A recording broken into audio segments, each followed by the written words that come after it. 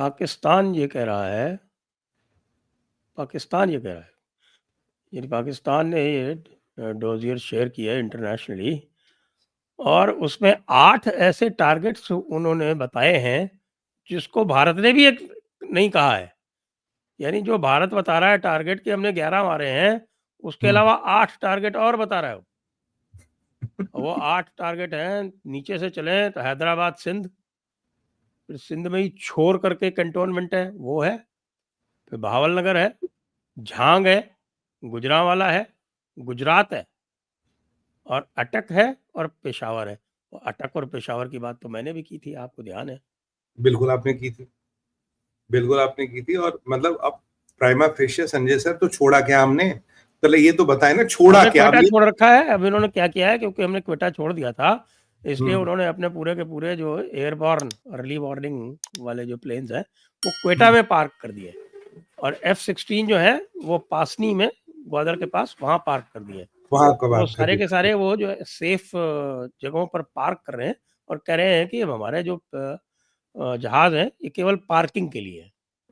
Parking के लिए, मतलब शो के लिए।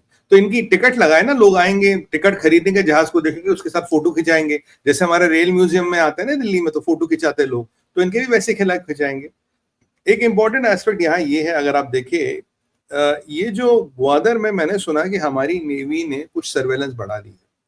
ग्वादर और अरेबियन सी में कुछ चार्टर सुनने में आया, हमारी नेवी ने सर्वेलेंस वहां बढ़ा दी है, जो नेवल स्वीप्स जिन्हें कहते हैं, उसकी फ्रीक्वेंसी बढ़ाई है और इंटेंसिटी भी बढ़ाई है। तो अगर इन्हें लगता है कि इनके यहाँ जो आर्सनल है वो ग्वादर में सेफ है, ये शायद भूल गए थे राजनाथ सिंह जी ने 2-4 दिन पहले क्या कहा था, 2 दिन पहले कह रहा अगर हमारी नेवी को एक्टिवेट करा, जब विक्रांत पे बैठे थे, वो विक्रांत पे ऊपर खड़े होकर उन्होंने संभाषण किया था, अगर हमारी नेवी को एक्टिवेट करते तो तभी पाकिस्तान 4 टुकड़ों में टूट जाता। तो अब इन जहादियों को जरा पूछे कोई, तुम्हें क्या लगता है ग्वादर बहुत सेफ है? ग्वादर तो हमारी नेवी के बहुत पास है भाई, ग्वादर बहुत दूर हो सकता है, नेवी के बहुत पास है। और जो ये यूक्रेन में अटैक हुआ, इससे तो एक नए समीकरण सेट कर दिए ना, अब तो कोई भी चीज दूर नहीं है, अब नए कोई भी चीज दूर नहीं है। तो इनको क्या लगता है कि ग्वादर बहुत सेफ है, क्वेटा बहुत सेफ है? नहीं, ना क्वेटा सेफ है ना ग्वादर सेफ है। और संभावित तुम्हें अमेरिका पूछोगा F-16 का हिसाब दो, वो F-16 का हिसाब देने लायक तुम हो नहीं, क्योंकि कल पूरे संभाषण में इसने अमेरिका का नाम नहीं लिया। जब जब उस दिन थैंक यू कर रहा था, तब अमेरिका का तो पूरा नाम ले रहा था, आज इसने अमेरिका का नाम लिया। संभवता यही है कि अमेरिका ने भी हाथ खींच लो, भैया तुमसे नहीं होगा, तुम हमारे किसी काम के नहीं हो, और तुम्हारी जो पिटी हुई फौज है जिसके दम पे तुम इतना उछलते कूदते थे, इसको तो यार बलोच भी पीट रहे, इसको तहरीके तालिबान भी पीट रहा। हिंदुस्तान ने तो ऐसी गत बनाई तुम्हारी कि तुम तो अभी महीनों तक उभरोगे नहीं। 45% तो तुम्हारे एरियल एसेट्स डिस्ट्रॉयड है। अभी जो आपने ये लिस्ट बताई है, इसका मतलब हमने कोई कोना छोड़ा ही नहीं। और संजय सर, एक एस्पेक्ट है जो लोग मिस कर रहे हैं, जिसको मैं हाईलाइट करना चाहता हूँ जयपुर डायलॉग के माध्यम से। आप देखिए, एक बड़ी 9 टेररिस्ट कैंप हमने टारगेट किए, ये तो बिल्कुल सही है। पीछे एक बड़ा एक किस्प वो आई थी रिपोर्ट, उसने बोला 9 में से 2 जो है वो इंडियन एयरफोर्स ने टारगेट किए, बचे 7 में से 5 पीओके के अंदर थे और 2 पाकिस्तान के अंदर थे, मेल एंड पाकिस्तान के अंदर, वो इंडियन आर्मी ने टारगेट किए। अब भी भारत ये नहीं बता रहा है इनको कि इंडियन आर्मी ने कैसे टारगेट किया। ड्रोन भेजा, क्या हमारे स्पेशल फोर्सेस वहां गए थे, क्या हमारी स्पेशल कॉम्बैट यूनिट्स वहां गई थी, क्या मदर ऑफ और सर्जिकल ऑपरेशंस किया गया, क्या एसएफ का सबसे बड़ा कीर्तिमान अचीव हो गया, क्या किया भारत ने? क्योंकि इस पे ना भारत कुछ बोल रहा ना पाकिस्तान कुछ बोल रहा है। अगर आप एयर मार्शल भारती की भी बात सुनो, उसको बाद में भी डिकोड किया गया, हमने भावलपुर और मुरीद के को एयरफोर्स ने ठोका था, बट बाकी 7 basis, 5 in PoK and 2 inside Pakistan में डिसमेंटल बाय इंडियन आर्मी। कैसे, क्या किया इंडियन आर्मी ने, क्या ऑपरेशन था, कैसे किया, क्या नहीं किया, ये बिल्कुल मुंह बंद करके बैठे। कारण उसका क्या है? कारण इनको ये है कि अभी इनको लगता था यार देखो चाइनीज रडार फेल हो गया तो हिंदुस्तानी फौज आ गई, ब्रह्मोस आ गया, हिंदुस्तानी फौज आ गई, इसलिए शाहबाज खुद कह रहा था ब्रह्मोस आया जी, हम रोक नहीं पाए। पर अगर कल को इस चीज का खुलासा होगा संजय सर, इंडियन आर्मी गई और इनके सब जहादियों को मार के आ गई, तब तुम्हारी फौज क्या कर रही थी? आप पूछेंगे इनकी फौज क्या कर रही थी? इनकी फौज वो कर रही थी, आपको याद है एक चार्टर लीक हुआ था इनका, इंटेल चार्टर, जिसमें वो कर्नल पोस्ट छोड़ के मस्जिद में बैठा था और अपने सिपाहियों को भी वहां रखा था, कहता मस्जिद में बैठो जब तक काफिर बमबारी बंद ना कर दे। ये पोस्टर छोड़ छोड़ के भाग गए थे। उसे बोला भाई साहब अब जाए पोस्ट पे, पुष्कर चुप, यहीं रहो, जब तक अल्लाह ताला बमबारी बंद नहीं करवाएगा काफिरों की, तब तक मस्जिद में रहो, मस्जिद में तुम सुरक्षित हो। ये तो बिल्कुल खबर सामने आई थी, पाकिस्तान की भगोड़ी फौज ने पोस्ट छोड़ दिए थे। तो ये क्या एक मुजफ्फराबाद में हुआ या पूरे लाइन पे हुआ? ये बहुत इंपॉर्टेंट चीज है। क्या इंडियन एयरफोर्स के दिमागों से डर के पोस्ट छोड़ के गए पूरे जगह? क्या इंडियन आर्मी आई और सबको खत्म कर गई? और ऑफिशियल नंबर जहादी जितने मरे, अब तो वो 160 या 170 प्लस 40-42 पाकिस्तानी आर्मी के, 200 का आंकड़ा तो पूरा हो गया। लास्ट टाइम मैंने आपसे कहा था सर, हमने बोला we have killed minimum 100, maximum का नंबर नहीं है, जबकि मेरे हिसाब से 1200 से 1500 तो नहीं बढ़ गए थे उसी दिन। तो अब इनका नंबर भी बढ़ रहा है, और आप देखिए इनकी विडंबना ये, भारत जो की बार टुकड़ों में इंफॉर्मेशन रिलीज कर रहा है, ये कुछ काउंटर ही नहीं कर पा रहे इसको। They are not able to counter anything.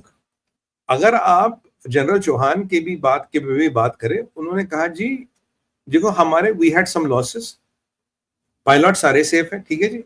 तो अगर हमारे सारे लॉसेस हुए, पर कौन से लॉसेस थे साहब? वो लक्ष्य वाले लॉसेस थे। वही तो मैं कह रहा हूं ना सर, सबसे पहले जनरल साहब ने तो कभी ये नहीं कहा ना कि we got hit by Pakistan, ये नहीं कहा पहली बार। तो ऐसा कभी उन्होंने कहा सम जेट्स वर डाउन। अच्छा, जेट्स हाँ, डाउन की क्या है? अगर आप एयरफोर्स की जो टर्मिनोलॉजी है वो देखें, तो जेट्स डाउन का मतलब ये होता है कि जेट्स को नीचे उतार दिया गया है, तो जेट्स आर हाँ, ब्रॉट डाउन। करेक्ट। तो वो तो उनकी शुरू में तो 1 घंटे तो उन्होंने लड़ाई लड़ी है ना, 88 हाँ, आवर्स में से 1 घंटे तो उन्होंने लड़ाई लड़ी है, ये तो सभी कह रहे हैं। तो नहीं उस इसमें टाइम पे फिर इनको जो है वो थोड़ा-सा पीछे कदम खींचना पड़ा। बाद में इन्होंने अपने वो लक्ष्य-वक्ष्य उड़ा के, इनको उल्लू बना के और इनके रडार्स वगैरह सब जैम करके और सबको खत्म कर दिया। लेकिन ये पूरा जो चाइना का गेम है, जो चाइना इस समय जो चारों तरफ इनको सपोर्ट करते घूम रहा है, उनकी तरफ से अगर आप चाइना का, क्योंकि आप तो चाइना वॉचर हैं और ये जो इनके जो ग्लोबल प्लेटफ़ॉर्म्स पे जो न्यूज़ वगैरह आती है वो देखते रहते हैं, तो आप देख रहे होंगे कि साहब कि उनको सपोर्ट कर रहा है, कह रहा है कि साहब कि हम J-35A दे देंगे, वो कह रहा है कि साहब हम पानी बंद कर देंगे, और कह रहा है कि साहब कि नहीं हम इनकी जो है वो कैपेसिटी बढ़ा देंगे वगैरह-वगैरह। ये क्या है? हालाँकि इनके जो स्पोक्समैन हैं, उनसे जब पूछा जाता है, तो वो बिल्कुल ऐसे बात करते हैं जैसे कोई रोबो बोल रहा हो। हाँ, वैसे इनके इनके स्पोक्समैन तो मान लीजिए चिप वाले रोबो ही है सर, ज्यादा और उनमें रोबो में ज्यादा फर्क नहीं होता, उनको तो प्रोग्राम करके भेजती है कम्युनिस्ट, चाइनीज कम्युनिस्ट पार्टी। देखिए संजय सर, एक तो अर्दोगन की दुकान बंद हो गई, इस्लामिक टेक की जो दुकान खुली थी दुनिया में, वो खुलते खुलते वो स्टार्टअप है जो फर्स्ट फेज में फेल हो गया, तो सबने ऑर्डर कैंसिल कर दिया, पाकिस्तान ने भी ऑर्डर कर लिया, पहली बात। अब दूसरा चाइना की बात करते, देखिए चाइना का मैं आपको 3 घटनाएं बताता हूँ। चाइना में पीछे एक बार 5 मिसाइलें चलाई आईसीबीएम, वो कुछ सबमेरिट हो रहा था, जापान के ऊपर से उड़ाई थी उसने, क्वाड वालों को थोड़ा धमकी देने के लिए।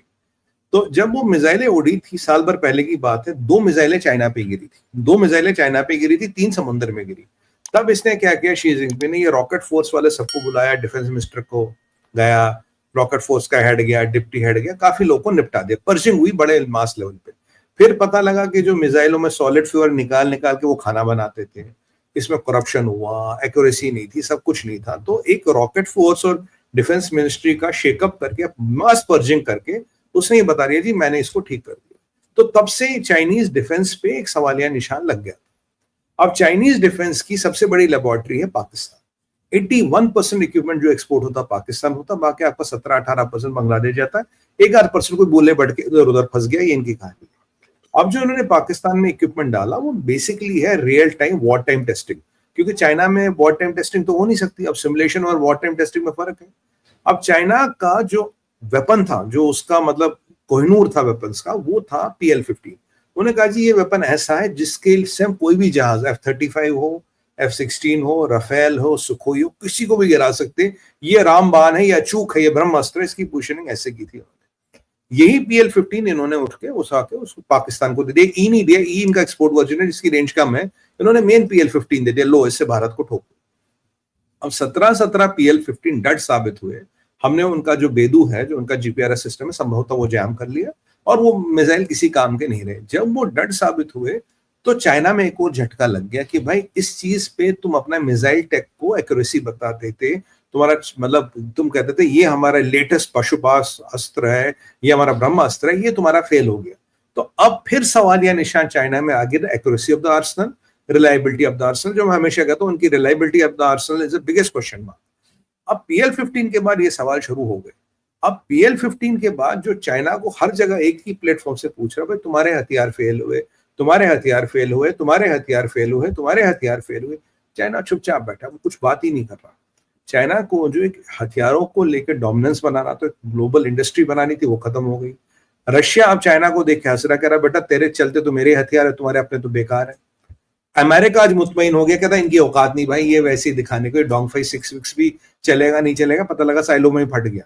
तो आज American are very relieved looking at this. और ये चाइना की, अगर आप टेक लेटर में देखोगे, लेटेस्ट प्रोडक्ट था। अब पूरे चीज पे एक सवालिया निशान लग गया कि चाइना का आर्सेनल रिलायबल नहीं, इसलिए चाइना थोड़ा बौखलाया हुआ।